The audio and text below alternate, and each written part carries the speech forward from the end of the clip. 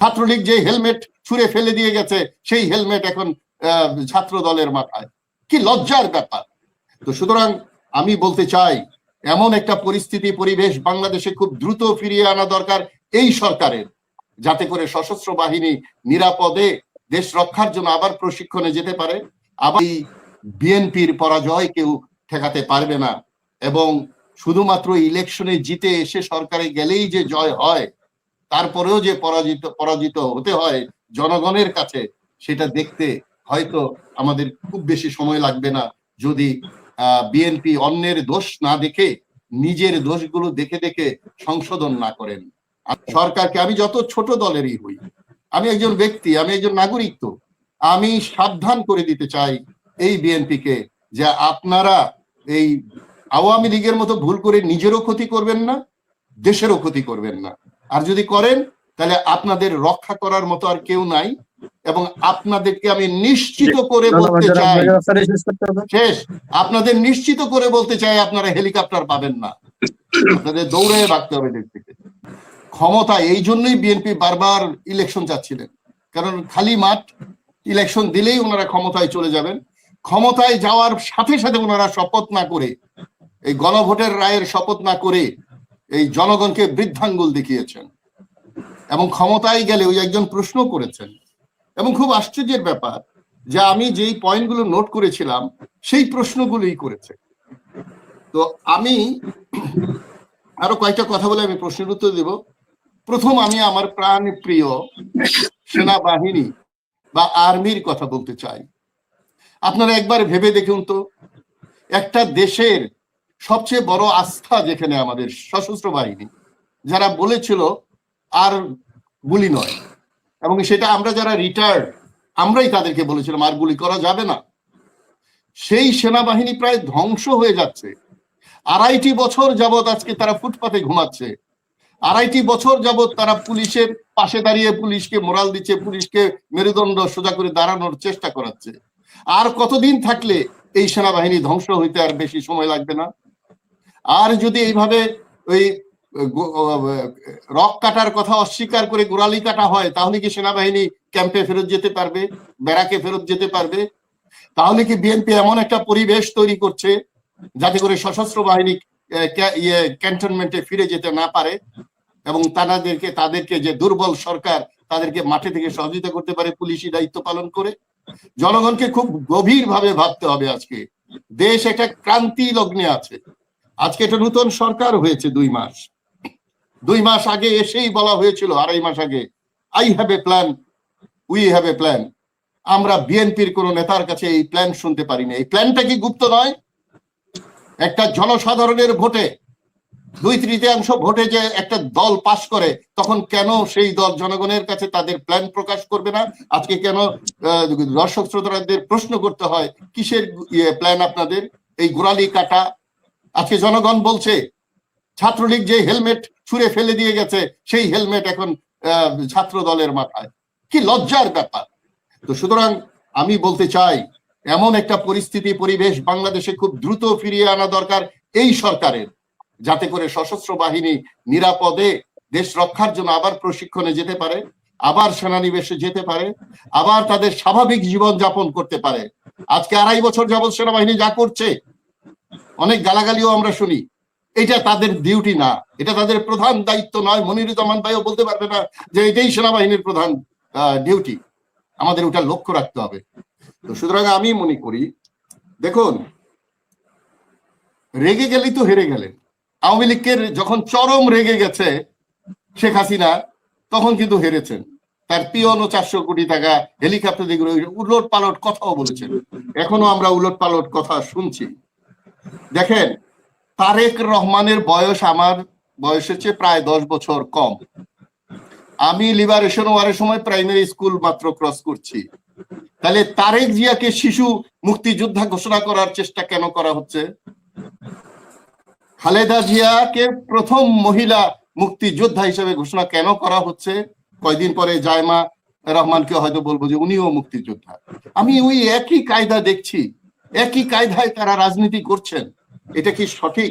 আজকে জায়মার অনুসরণ করে রাজনীতি করার জন্য ক্লাস 4-5 বাচ্চাদেরকে বলা হয় একটা শিক্ষামন্ত্রীর মুখ থেকে। আর অন্য এই ইয়েতে নেপালের মন্ত্রীদের কি কোয়ালিটি আর আমাদের মন্ত্রীদের কি কোয়ালিটি। আরেক মন্ত্রী বলে চাঁদাবাজি নাকি সমঝোতা, আর আরেক মন্ত্রী বলে বিদ্যুৎ জ্বালানি, বলে যে তেল জ্বালানির কোনো অভাব নাই, কোনো সংকট নাই। দেখুন, আমি বলবো আজকে দেশকে বাঁচানোর দায়িত্ব প্রথমত বিএনপি সরকারি দল যদি বিরোধী দলের মতো আমাদের মতো চিৎকার করে, রাগারাগি করে, হইচই করে, কখনো সেই সরকার সঠিকভাবে চলতে পারবে না। দল এবং সরকারকে যদি একটা আন্ডারস্ট্যান্ডিং এনে দলের শৃঙ্খলা ফিরিয়ে না আনতে পারা যায়, তাহলে সেই দল কখনোই সরকারকে সহযোগিতা করতে পারবে না। আপনি দেখেন গত ঈদে সর্বোচ্চ 300 মানুষ মৃত্যুবরণ করেছে। কেন করলো, কিভাবে তাদেরকে বাঁচানো যায়, আবার আরেক ঈদ চলে আসছে, সেই দিকে খেয়াল নাই। রাস্তাঘাটের কাজে ওই দিকে মনোযোগ নাই, খালি টকশোতে আসলে কিভাবে জামাত শিবিরকে আহত করা যাবে সেই এক কাজ। আমি নোট করেছিলাম পররাষ্ট্রমন্ত্রীর কথা, যে উনি সবচেয়ে বড় গুপ্ত। ওনাকে যেভাবে ডক্টর ইউনূসকে গালাগালি করা হয়েছিল, যে কেন ওনাকে উপদেষ্টা বানানো হলো, এখন ওই বলে না চিত হয়ে থুথু বললে নিজের গায়ে পড়ে। যার জন্য ইউনূসকে গালাগালি করা হয়েছিল, আজকে ওনারা কি তারেক জিয়াকে বা সালাউদ্দিনকে সেই জন্য গালাগালি করবেন? কেন করবেন না? ওনারা যদি ইউনূসকে গালাগালি করতে পারে, আপনি কেন তাকে উপদেষ্টা বানালেন? তাহলে ওনাকে কেন পররাষ্ট্রমন্ত্রী বানানো হলো? এই জন্য মনিরুজ্জামান সাহেব তো মনিরুজ্জামানকে গালি দেওয়া উচিত, যে আমার দল এরকম অথর্ব দল কেন, যাকে আমি গালাগালি করলাম তাকে আবার মন্ত্রী বানালাম। আজকে আওয়ামী লীগের এক নেত্রীকে যে বানানো হলো, সেও বলছে যে আমি যখন সময় আসবে আমি বলবো। একে দাওয়াত দিয়ে এনে পরে 2 দিন পরে এই বিএনপি বলবে উনি তো গুপ্ত ছিলেন। দেখুন, বাংলাদেশে কেউ গুপ্ত থাকতে পারে না যদি সুযোগ না দেওয়া হয়। দলে নিয়ে আসা হয় স্বার্থের জন্য, দলে নিয়ে আসা হয় লাভের জন্য, তারপরে বলা হয় বিপদে পড়লে যে এটা গুপ্ত। আপনি দেখেন, আজকে যদি মায়ানমার বা অন্য একটা দেশের গুপ্তচর এসে আমাদের দেশে থাকে, বাদ দেন, আরো সহজ করে বলি, আপনার ঘরে যদি একটা চোর এসে লুকিয়ে থাকে, দোরটা কি চোরের না আপনার? আপনার দলের মধ্যে যদি গুপ্ত ঢুকে, এই গুপ্ত ক্লিয়ার করার দায়িত্ব আজকে আপনাদের পুলিশ আছে, আর্মি আছে, সরকার আছে, আমলা আছে। আপনারা এখন গুপ্ত ক্লিয়ার করতে পারছেন না, আর যখন বিরোধী দলে ছিলেন নিজেরাই গুপ্ত হয়েছিলেন। এখানে ফখরুল ভাই ক্লিয়ার ভাবে বলেছে এই আন্দোলনে আমরা নাই। আজকে ওনারা আন্দোলনের ভাগ নেয়। গয়েশ্বর রায় বলেছেন, কান্নাকাটি করে অনেকে বলেছিলেন অনেক কথা, তারা এখন নমিনেশনও পাচ্ছে না এই দলের। যারা বলছিল যে এই ছাত্ররাই আমাদেরকে বাঁচিয়েছে, ছাত্ররাই এটা করেছে। সুতরাং দেখুন, নিজের নাক কেটে পরের যাত্রা ভঙ্গ করার মতো নিজের ভুলে যদি সরকারের দুরবস্থা হয়, সেটার খেসারত কিন্তু ওনাদেরকেই দিতে হবে। আমি কয়েকটা প্রশ্নের উত্তর দিই যেগুলো আমাকে করেছে, আর 2-একটা মন্তব্য করি। ছাত্র শিবির গুপ্ত, পররাষ্ট্রমন্ত্রী বড় গুপ্ত, এটা বলা হয়েছে। গোড়ালি কাটার কথাও বলা হয়েছে। তো গোড়ালি কাটার ব্যাপারে যে উনি মন্তব্য করলেন, তাতে আমার একটা প্রবাদ মনে হয়েছে, যে এক লোকের যে সাপে কাটলো, এক বুড়ি গিয়ে জিজ্ঞেস করলো এটা মারা গেছে কিভাবে, সাপে কাটছে, এই জন্য মারা গেছে। কোথায় কাটছে? চোখের নিচে। আরে চোখটা বেঁচে গেছে। এরকম হাস্যকর কথা এখন আমাদের শুনতে হয় বিএনপির মুখে। পাট খেতে লুকিয়ে ছিল যারা, তারা অন্যকে গুপ্ত বলে কিভাবে? বালির ট্রাক যারা সরাতে পারে নাই। আমি নিজে দেখেছি 5ই আগস্টের আগে যে মাদ্রাসার ছাত্ররাই আপনার নতুন বাজার এবং এই বিশ্ব রোডে এখানে বেশি মিছিল করেছে। আমি নিজে দেখেছি, অস্বীকার করার কিছু নাই। এখন দেখেন, ফখরুল ভাই নিজেও বলেছেন যে রিক্সা চালাইছে আমার লোকজন খেতে পালিয়েছিল। তো ওনারা আন্দোলনটা করলো। আমি শেষ করেই ফেলছি প্রায়। দেখুন, আরেকজন বলছে অর্থনৈতিক বিষয়টা যখন টালমাটাল, তখন ছাত্রদল আর ছাত্র শিবির লাগিয়ে দিয়ে বা ওই ইস্যু এনে কি ওইটা কোনো ফায়দা হবে? কত গুরুত্বপূর্ণ প্রশ্ন করেন। এবং ভারসাম্যহীন হয়ে গেলে আমাদের দেশের যে অবস্থা আজকে, তাহলে কে বাঁচাবে? তাহলে আমাদের এখন, আমি পরিশেষে যে কথাটি বলে শেষ করতে চাই, সেটা দুঃখজনক হলেও সত্য, যে আমরা একটা ছোট দল, আমরা ছোট কর্মী, আমাদেরকে তাচ্ছিল্য করে কথা বলবে বিরোধী দল। আজকে বিরোধী দল হিসাবে সরকারি দল হিসাবে ওনারা আমাদেরকে তাচ্ছিল্য করবে, এটা পতন ছাড়া কিছু হয় না। আজকে সংসদের ভিতরে হুমকি দেওয়ার প্রচেষ্টা হচ্ছে, বিরোধী দল অভিযোগ করছেন যে সংসদের ভিতরেও হুমকি ধামকি দেওয়া হচ্ছে। আমি খুব সুস্পষ্ট ভাবে বলতে চাই, হুমকি ধামকি দিয়ে যেই স্বৈরাচার টিকতে পারে নাই, শেখ হাসিনা টিকতে পারে নাই, আমি নিজে কানে শুনেছি, আপনারা হয়তো শুনেছেন, ওবায়দুল কাদের বলেছিল এই আন্দোলন দমন করার জন্য আমাদের এই দল বিএনপি মনে করে ছাত্র দলই যথেষ্ট ওনাদেরকে সরকারে টিকিয়ে রাখার জন্য।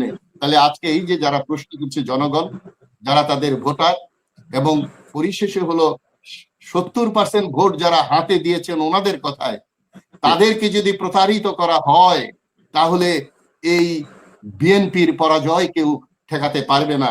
এবং শুধুমাত্র ইলেকশনে জিতে এসে সরকারে গেলেই যে জয় হয়, তারপরেও যে পরাজিত হতে হয় জনগণের কাছে, সেটা দেখতে হয়তো আমাদের খুব বেশি সময় লাগবে না, যদি বিএনপি অন্যের দোষ না দেখে নিজের দোষগুলো দেখে দেখে সংশোধন না করেন। আজকে দেশ একটা ক্রান্তি লগ্নে, আজকে দেশ যেই পররাষ্ট্রমন্ত্রীকে বানানো হয়েছে,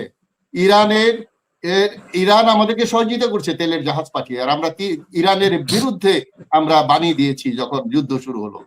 তো সুতরাং পররাষ্ট্রমন্ত্রী ভারত এবং আমেরিকার সাথে কি সম্পর্ক করবেন?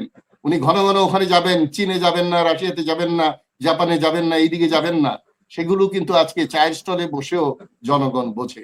সুতরাং আমি এই সরকারকে, আমি যত ছোট দলেরই হই, আমি একজন ব্যক্তি, আমি একজন নাগরিক, তো আমি সাবধান করে দিতে চাই এই বিএনপিকে যে আপনারা এই আওয়ামী লীগের মতো ভুল করে নিজেরও ক্ষতি করবেন না, দেশেরও ক্ষতি করবেন না।